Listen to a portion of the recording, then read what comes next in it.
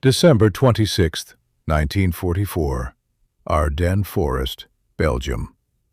Private First Class Charles Thomas stands in a foxhole facing German positions. He's one of 2,500 black soldiers who volunteered to serve as infantry during the Battle of the Bulge. 3 weeks ago, he was a truck driver in a quartermaster company. The Army told him black soldiers couldn't handle infantry combat. They lacked the courage, intelligence, and capability for frontline fighting. Now he's holding a critical position against German counterattacks, while white infantry units around him are decimated. The German offensive began December 16th. 3 armies, 30 divisions, 250,000 soldiers smashing through American lines. White infantry regiments were overrun, surrounded, destroyed. By late December, some companies were at 30% strength. The Army desperately needed replacements.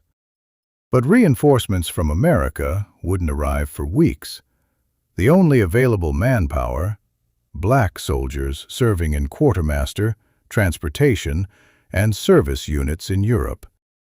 For years, the Army maintained black soldiers couldn't fight effectively. Segregation policy restricted them to support roles. Combat was white soldiers' job. Desperation changed that calculation. General Eisenhower issued a call. Black soldiers could volunteer for infantry duty. They'd be integrated into white units as needed replacements. This violated segregation policy, but survival mattered more than ideology. 2,500 black soldiers volunteered within days. They took rank reductions, sergeants becoming privates, just for the opportunity to prove they could fight. White officers expected them to fail. The assumption, when combat started, black volunteers would panic, break, prove segregation was justified. Thomas and other volunteers proved them catastrophically wrong. They fought effectively. They held positions under German attacks. They performed reconnaissance patrols. They demonstrated courage under fire. Their combat performance matched white infantry units. After the Bulge, the Army tried resegregating them, sending them back to quartermaster duties. The volunteers refused. They'd proven they could fight. They wouldn't accept being told they couldn't. This is the story of 2,500 soldiers who forced integration through combat performance, earning what policy wouldn't grant them. If you want military history about soldiers who broke segregation by proving themselves in battle, subscribe right now. Drop a comment with where you're watching from. These volunteers changed the Army forever. December 16, 1944. Germany launches Operation Wacht am Rhein, the Ardennes offensive, known to Americans as the Battle of the Bulge. The attack is massive. 3 German armies, 250,000 soldiers, hitting the weakest sector of Allied lines. American forces are caught by surprise. Initial casualties are catastrophic. Entire regiments are overrun. Thousands of soldiers are captured. White infantry companies that deployed with 200 men are down to 50 to 80 within days. By late December, American forces have stabilized the situation, but face critical manpower shortage. Infantry regiments desperately need replacements to maintain defensive lines and prepare counterattacks. The replacement pipeline from America requires weeks. Soldiers must be trained, transported across the Atlantic, moved to the front. The Army can't wait that long. General Eisenhower's staff identifies available manpower. Approximately 200,000 black soldiers serving in support roles in Europe. Quartermaster units, transportation companies, port battalions, service units. These soldiers aren't trained infantry. They're truck drivers, supply handlers, dock workers. But they're soldiers.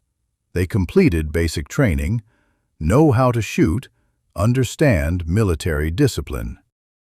The proposal: ask for black volunteers to serve as infantry replacements. Rush them through abbreviated infantry training, integrate them into white units needing replacements. This violates Army segregation policy. Black soldiers aren't supposed to serve in combat roles with white soldiers. Integration isn't permitted.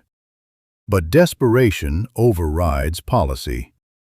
The Army needs bodies on the front line, or they risk losing the battle. Eisenhower approves the request with modifications. Black volunteers will serve in separate platoons within white companies rather than full integration.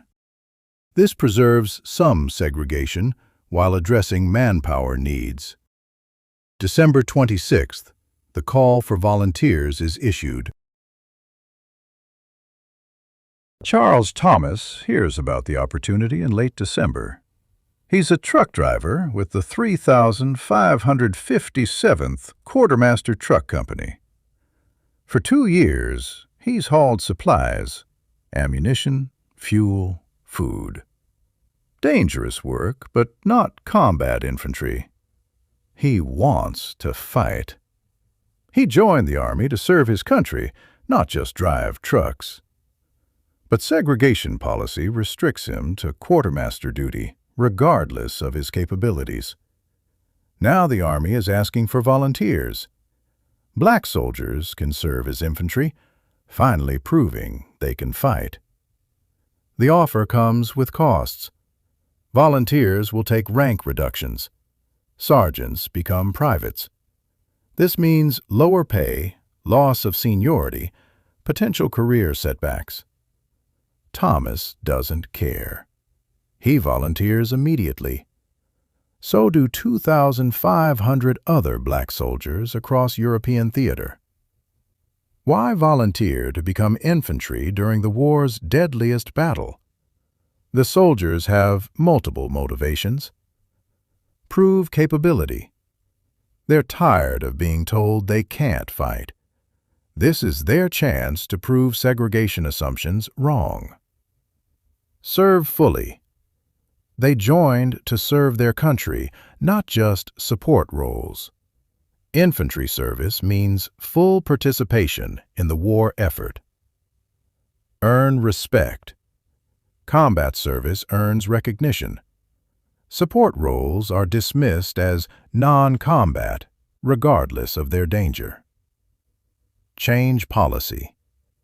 If they prove themselves in combat, maybe segregation policy will change.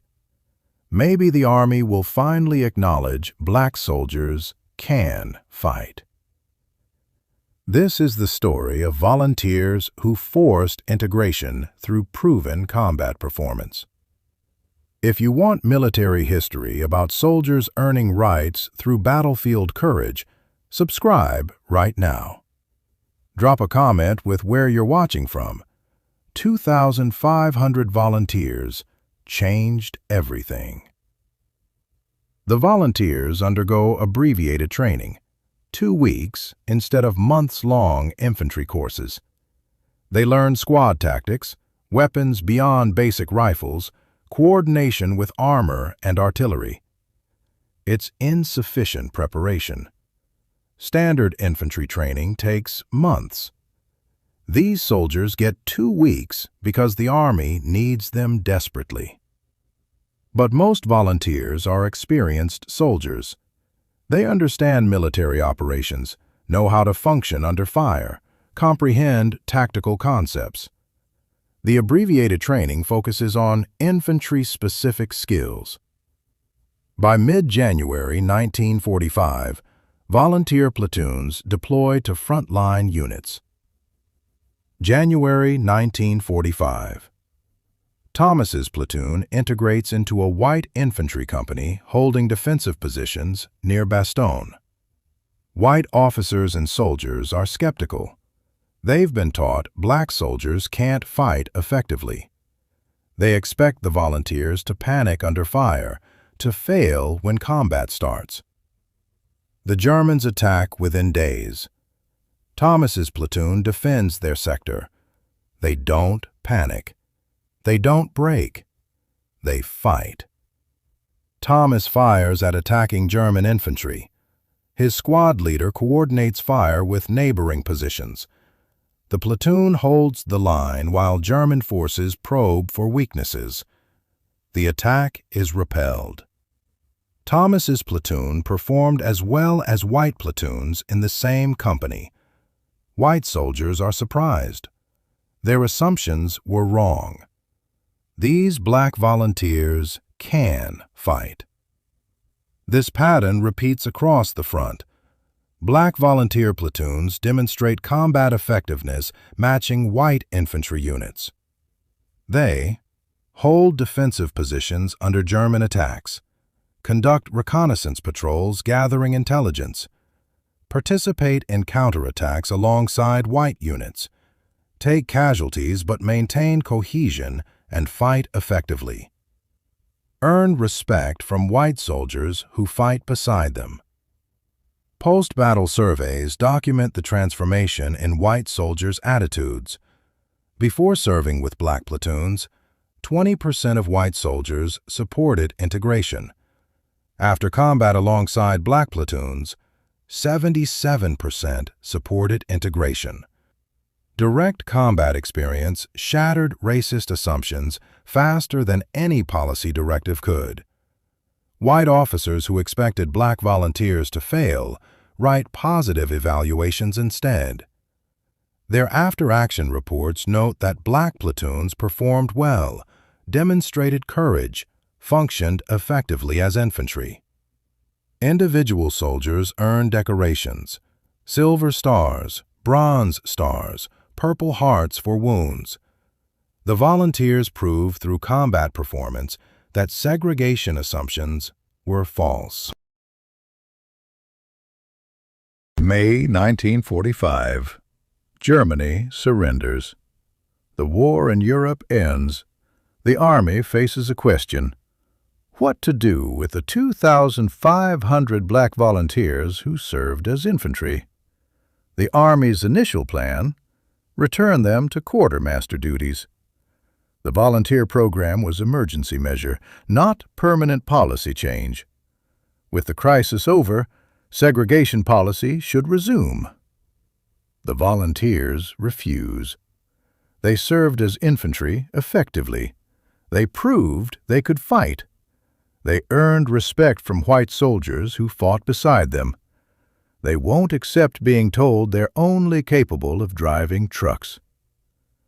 Thomas and others make their position clear. We volunteered. We fought. We bled. We proved we can serve as infantry. Send us back to quartermaster duties and we'll refuse orders.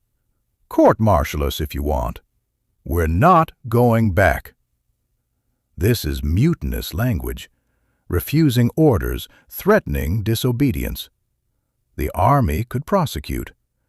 But doing so means acknowledging that soldiers who prove themselves in combat are refusing to accept segregation. The publicity would be devastating. The Army can't court-martial 2,500 combat veterans for refusing to accept discriminatory reassignment after they volunteered to save the Battle of the Bulge. The Army compromises.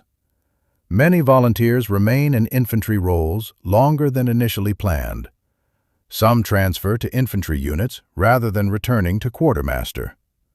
The volunteers don't achieve full integration immediately, but they force cracks in segregation policy through their refusal to accept resegregation after proving themselves. Their legacy extends beyond their individual service. They demonstrated that black soldiers can fight effectively as infantry. Integration doesn't harm unit cohesion. White soldiers accepted black platoons after combat experience. Segregation policy is based on false assumptions about capability.